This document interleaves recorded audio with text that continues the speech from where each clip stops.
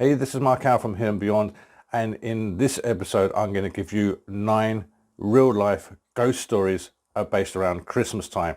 So forget the ghost of Christmas past, forget the ghost of Christmas present and even future. Grab some old wine, sit down and enjoy these ghostly tales. If you want to be notified of more of my great videos from Here and Beyond, simply click on the subscribe button that you see now and we'll be notifying you of any new videos.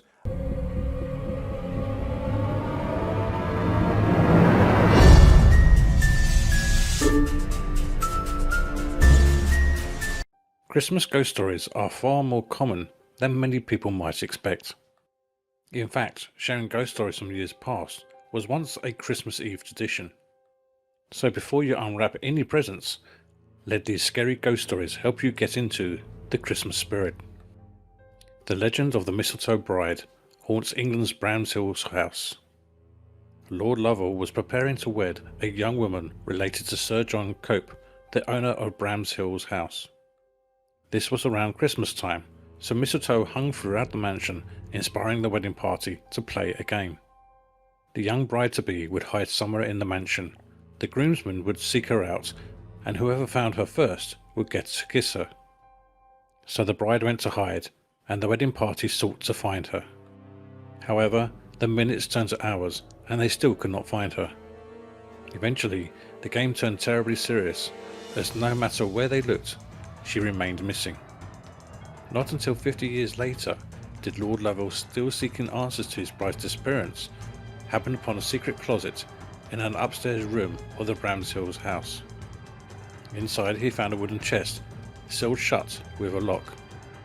Upon opening the chest, he found the nearly unrecognisable remains of his bride. The Brown Lady of Raynham Hall wanders the passages every Christmas. Charles Townshend married a young woman named Dorothy Walpole.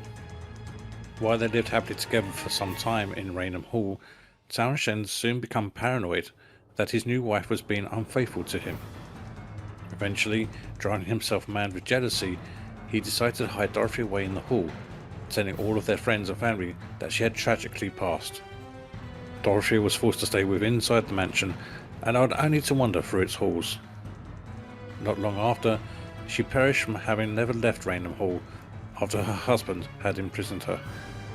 Ever since her passing, people have witnessed the image of a woman in a tattered brown dress wandering through the halls, and some of these reported encounters are truly horrifying.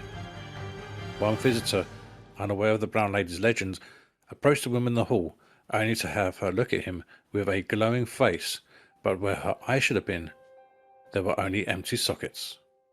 Anne Boleyn is said to return to her childhood home every Christmas Eve.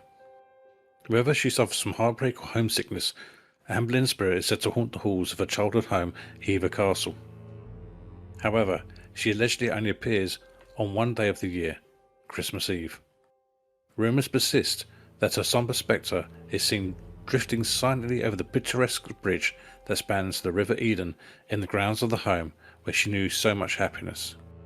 Alleged phantoms plague a Brooklyn home during Christmas time. Edward Smith was at his Brooklyn, New York home when the doorbell rang. He answered the door, but there was no one there. This would soon become a nightly occurrence. The doorbell would ring only for Smith to find no one outside and no signs that anyone had been there at all.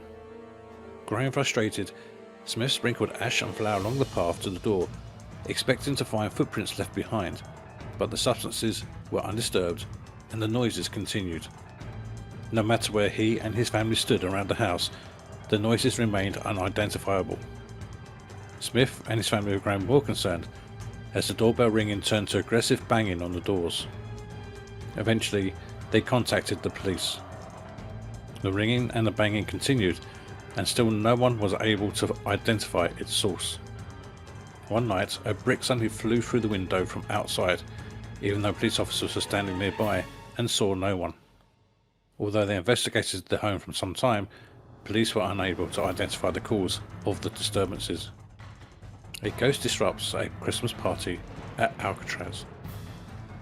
Alcatraz, the isolated penitentiary located in the middle of the California's San Francisco Bay, closed down in 1963, but tales of those who once held on the island continues to haunt generations of onlookers and visitors.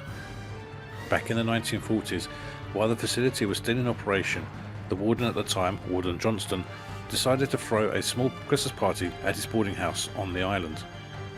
During the gathering, a few of the guards began retelling the story of a phantom figure who appeared before them wearing a grey suit, brimmed cap, and sporting mutton chop sideburns. All the guards could do was stare at the ghostly figure in shock, and before they had a chance to move, and just as suddenly as he appeared, the phantom man vanished. An old Victorian house is haunted by an eccentric woman every Christmas. One group of ghosts from the Stark family has created quite a legacy for themselves.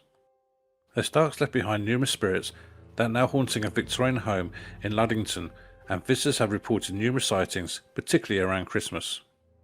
One such spectre, Vera Stark, was well known in life for her eccentricities and seemed to have brought them with her into the afterlife. Those who claim to have seen her ghost say she appears in the front yard of the home wearing only a fur coat and picking flowers, just as she did in life.